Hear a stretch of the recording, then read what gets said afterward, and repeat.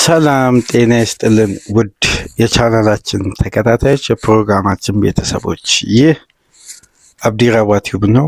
ፕሮግራማችን ላይክ በማድረግ እንዲጀምሩ፣ ላይክ ስታደርጉ የዚህም ፕሮግራም ተደራሽነት ከፍ ታደርጋላችሁ። ላይክ እንድታደርጉ፣ አዲስ ከሆናችሁ ደግሞ ሰብስክራይብ በማድረግ ቤተሰብ እንድትሆኑ የአክብሮት ግብዣችን ነው።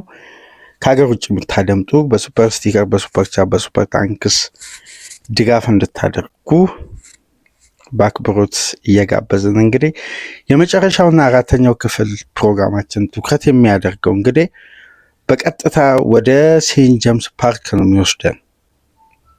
ከባድ ግለት ወዳለው ስቴዲዮም ኒውካስል ሃላንድ በሴንት ጄምስ ፓርክ ልክ እንደ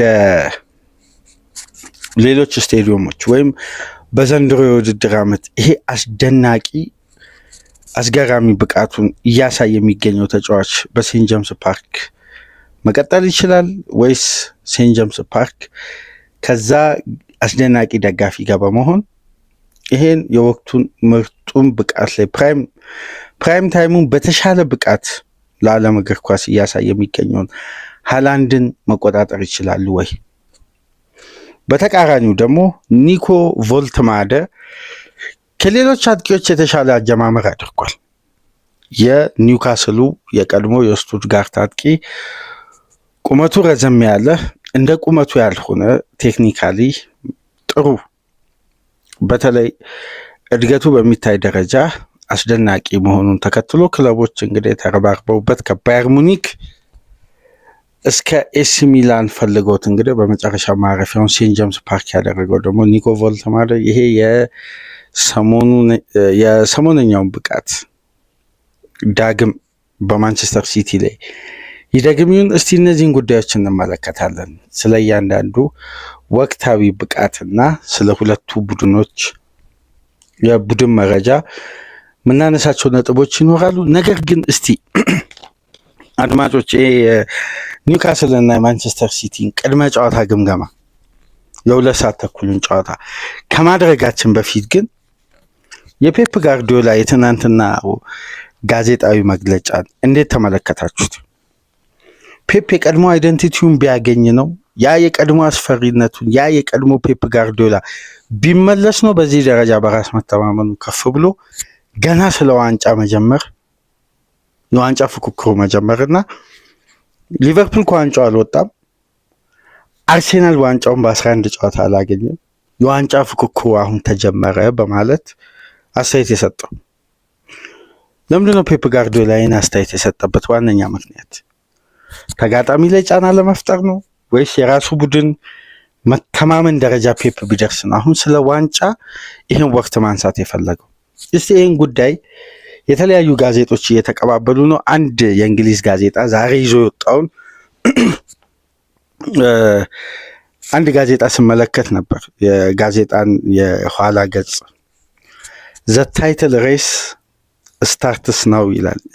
ዴሊ ሚረር ነው ይዞ የወጣው እና ዴሊ ኤክስፕረስም ከላይ ዳር ላይ እንደምትመለከቱት ሬስ ስታርትስ ናው ይላል። ሁሉም ጋዜጦች ላይ ይሄ ጽሑፍ አለ። ለምንድነው ፔፕ በዚህ ደረጃ ማነጋገር የጀመረው? አንድ የተለመደ አስተያየቱን ነው የሰጠው። ለምን ይሄ ጉዳይ ጋዜጦችም ትኩረት ለምን ሊስብ ቻለ? የፔፕ አስተያየት ከምን መነሻ ነው የሚለውን ጉዳይ እስቲ በተወሰነ መልኩ እናንሳና ወደ ጨዋታው ቅድመ ጨዋታ ግምገማና አንዳንድ ነጥቦች እናልፋለን። የመጀመሪያው ጉዳይ ፔፕና ኖቬምበር ነው። ፔፕና ዲሴምበር ነው። ይሄ በላሊጋ አይደለም፣ ይሄ በቡንደስሊጋ አይደለም፣ ይሄ የሚፈጸመው በፕሪሚየር ሊግ ነው። ለስንተኛ ጊዜ ሊፈጸም ይችላል ዘንድሮ እናያለን፣ ከተፈጸመ በኋላ እናወራለን። ግን ፔፕ ያለፉትን ዓመታት በሊጉ ላይ ሲነግስ በተለይ ከ2020 በኋላ በአብዛኛው የሊጉ የመጀመሪያ 11 ጨዋታና እስከ ኖቬምበር ያለውን ፊክስቸር ይሄ ወጥ በሆነና ኮንሲስተንሲ በተሞላው መልኩ አይደለም የሲቲን አይደንቲቲ የምንመለከተው። ግን አብዛኛውን ጨዋታ ያሸንፋል። በመጨረሻ ደቂቃ የሚቆጠሩ ግቦች አሉ። የማሸነፊያው መንገድ ይሄ ከጨዋታ አስፈሪነቱን የሚያመጣ እንጂ በአስፈሪነቱ ደረጃ የምናየው ሲቲ አይደለም። ነገር ግን ኖቬምበር 1 ካለበት ጊዜ አንስቶ እስከ ሜይ መጨረሻ ድረስ የሊጉ መጠናቀቂያ ድረስ ፔፕ እንደ ቆሰለ እንስሳ ነው የሚመጣው፣ እንደ ቆሰለ እንስሳ። ከዛም በኋላ ፔፕን ለመያዝ ይቸግራል። በሊጉ ከኖቬምበር ጀምሮ የትኛውንም ተጋጣሚ እየገነደሰ አሳማኝ በሆነ ታስታውሳላችሁ፣ ለመጨረሻ ጊዜ ሲቲ የሊጉ ሻምፒዮን ሲሆን 33 ተከታታይ ጨዋታ ባለመሸነፍ ጉዞ 30ውን በማሸነፍ በሶስቱ አቻ በመውጣት የሊጉ ዋንጫ ማሳካት ይቻላል። እንደውም እኮ በዛ የውድድር ዓመት ምንድን ነው የሚሉት? ሁለተኛ ዙር ፔፕ ምንም ጨዋታ አልተሸነፈም። ሁለተኛ ዙር ጨዋታ። ምክንያቱም በሻምፒየንስ ሊግ እንኳን ተሸንፎ አይደለም የወደቀው። በመለያ ምት በሙሉ 120 ደቂቃ እኮ የፔፕ ቡድን አልተሸነፈ የሚሉ ተከራካሪዎች ነበሩ እንግሊዝ ውስጥ፣ የሲቲ ደጋፊዎች፣ ከሲቲ ድጋፍም ውጭ ያሉ የስፖርት ተንታኞች። እና ኖቬምበር ላይ እንዲህ አይነት አስተያየት ሲሰጥ ፔፕ ጋርዲዮላ በብዛት አይወደድም ማለት ተጋጣሚዎች፣ ተፎካካሪዎች አይወዱትም ይህን አስተያየት። በቡድኑ ቅኙት ውስጥ አንድ መስመር የያዘ ስትራቴጂ ካለ ፔፕ ሚዲያ ላይ ወጣና እንዲህ አይነት ዋርኒንግ ለተፎካካሪ ክለቦች ሳይኮሎጂ እንዲሁም ለራሱ ቡድን ጥንካሬ ገና ሲዝኑ ጀመረ ነው የሚለው። ገና የዋንጫ ፍክክሩ አሁን ገና ኖቬምበር ላይ ጀመረ። እሱ በአብዛኛው የሊጉን ዋንጫ ሲያነሳ ተርን አድርጎ ሊጉ የሲዝኑን ብቃት በአንድ የሚቀይርበት ይሄ የሲቲ ጊር እስከዛ ድረስ አይሞቅም ይላሉ። የሲቲ ሞተር ሳይሞቅ በስሎ መጥቶ ኖቬምበር ላይ ነው የሚሞቀው። ከዛም በኋላ ማንም አያስቆመውም ይላሉ። ፔፕ ታዲያ ከዚህ መነሻ በማድረግ ነው እንዴ ዛሬ እንግሊዝ ጋዜጦች እየተቀባበሉት ነው የሚገኘው ይሄን ጉዳይ። እስቲ ይሄን ጉዳይ እናንተም ተወያዩበትና ሀሳብ አስተያየታችሁን በኮሜንት መስጫ አስቀምጡ። የፔፕ ጋርዲዮላ ማንቸስተር ሲቲ ግን በፕሪሚየር ሊጉ በጣም የሚፈተንበትን ስቴዲዮም ዛሬ ምሽት ይሄዳል። ሴንት ጄምስ ፓርክ ግለት ሙቀት የተሞላው ድጋፍ በማይደክም መልኩ ከደጋፊ ጎን በመቆም ታይም ሳይድ ነው የምትደምቀው። ይሄ ጨዋታ በነገራችን ላይ ፖለቲካዊ እይታም አለው። በሳውዲ አረቢያ ንጉሳዊ ቤተሰብ የልዑል አልጋ ወራሹ መሐመድ ቢን ሰልማን አንዱ ካምፓኒ የሆነው ፒአይኤፍ በያሲን አልሩመያን የበላይ ጠባቂነት የተያዘ ቡድን ነው። በዛ በኩል ደግሞ የአቡዳቢ ባለሀብቶች አሉ በሼክ መንሱር አማካኝነት። ያም የአቡዳቢ ንጉሳዊ ቤተሰብ የያዘው ቡድን ነው። ይሄ የሳውዲ ንጉሳዊ ቤተሰብ አንዱ የሆነው የያዘው ቡድን ነው። ይሄ ከ3 ነጥብ በላይ ነው የጨዋታ ፓወራቸውን በዚህ ሊግ አሳይተዋል። የነዚህ ሁለት በባንክ አካውንት ፈርጠም ያለ የማያንገዳግድ አስተማማኝ የሆነ ገንዘብ ይዘው ወደ ፕሪሚየር ሊጉ የመጡ ሁለት የዓለማችን ትልቁን ሀብት ከያዙ ሀገራት መካከል የሚገኙ ሁለት ንጉሳውያን ቤተሰብ የተያዙ ቡድኖች ወደ ፕሪሚየር ሊጉ ሲመጡ የፕሪሚየር ሊጉን ሕግ እስከ ማስቀየር ደርሷል። የነሱ የገንዘብ ጫና ሌሎች ክለቦችን እንዳያጠቃ ታሳቢ ተደርጎ ታስታውሳላችሁ። ኒውካስል ከመጣ በኋላ የተሻሻለውን ደንብ ታስታውሳላችሁ። የማንቸስተር ሲቲ ትልቁ ክስ የነበረው የስፖንሰርሺፕ እና የባለቤትነትን ንብረት ከሚያረጋግጡ ትላልቅ ስፖንሰርሺፖች ጋር ያልተገባ ስምምነትና የውል ማስረጃ ፕሪሚየር ሊጉ በማይፈቅደው ህገ ደንብ መሰረት ተከትላቸዋል በሚል ነው ክሱ ተጀመረ። አሁን በአግሪመንት መጠናቀቁ ነው። ስምምነት ተፈጽሞ እንግዲህ ሁለቱም ክሳቸውን ለማንሳት ነው እንደተስማሙ እየተነገረ የሚገኘው። ስለዚህ የሆነ የፓወር ባላንስ ለማምጣት ሊጉ ላይ ያላቸውን አቅም ለማሳየት ሲቲ እንግዲህ ዶሚኔት አድርጓል።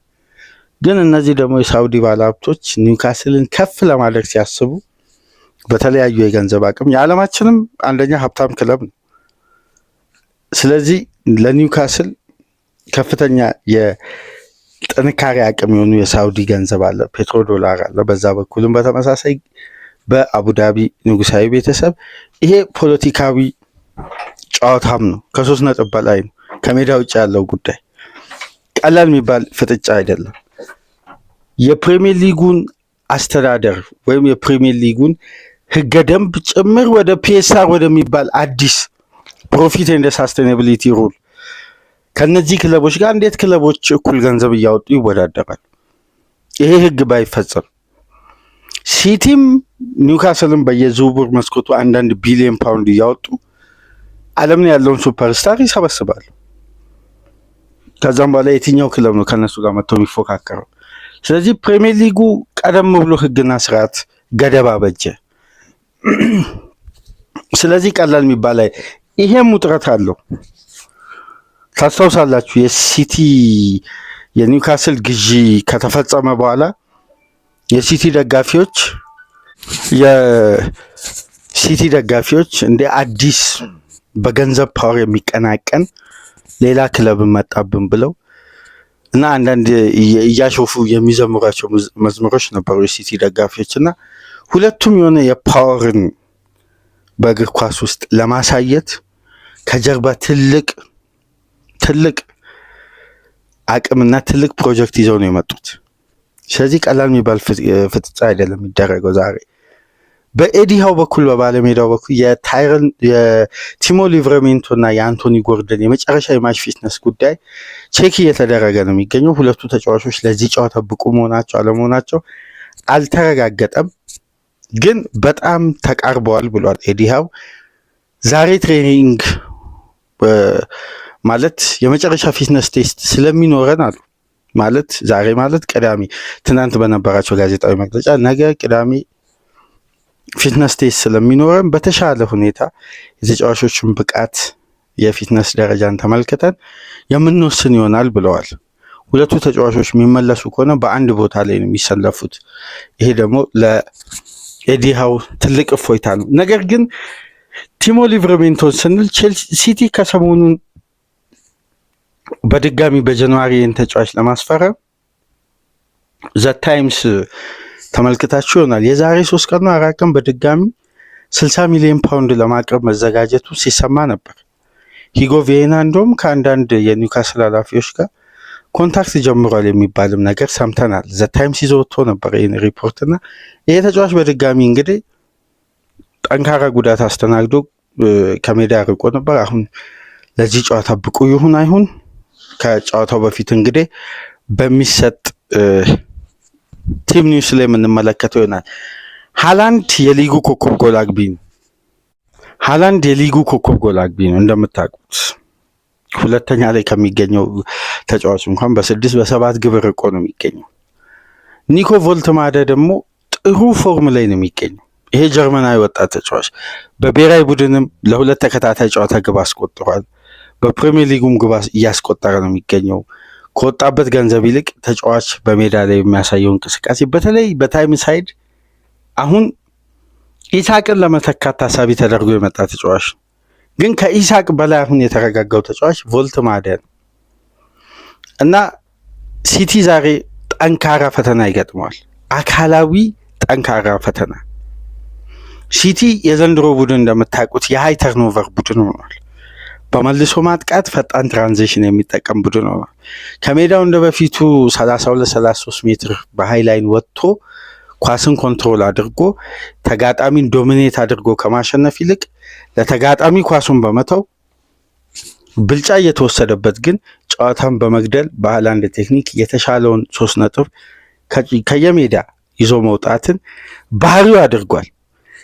ሲቲ የሚጫወተው ሲስተም ደግሞ በበለጠ አዳፕት አድርጎ ለ3-4 ተከታታይ ዓመት በኤዲሃው ውስጥ በዚያ ጨዋታ ከጊዜ ወደ ጊዜ መሻሻል የሚያሳየው ደግሞ በተመሳሳይ ካራክተር በአካል ብቃት የተቀናጀው ደግሞ የኤዲሃው ኒውካስል ነው። ስለዚህ ይሄ ጨዋታ በከፍተኛ ሁኔታ አካል ብቃትና ፍጥነት፣ ጉልበት፣ ፈታኝ የጋራ ኳሶችን ለማሸነፍ የሚደረግ ጥረት በተለያየ የሜዳ ክፍል የሚደረግ ጠንካራ ፍልሚያ ነውና የሁለቱን ክለቦች እስቲ የዛሬ ምሽትን ጨዋታ ተመልክተን ደግሞ ድህረ ጨዋታ ግምገማዎችን በነገው ዕለት ይዘንላችሁ እንመጣለን። ሴንት ጄምስ ፓርክ ላይ ኒውካስል ከማንቸስተር ሲቲ የሚያደርጉትን ጨዋታ በዚህ መልኩ ተመለከትን። ላይክ፣ ሼር፣ ሰብስክራይብ ማድረጋችሁ እንዳትረሱ። ከሀገር ውጭ የምታደምጡ በሱፐር ስቲከር፣ በሱፐር ቻት፣ በሱፐር ታንክስ ድጋፍ አድርጉ። መልካም የእረፍት ቀን እንዲሆን ተመኘን። ሰላም ቆዩ።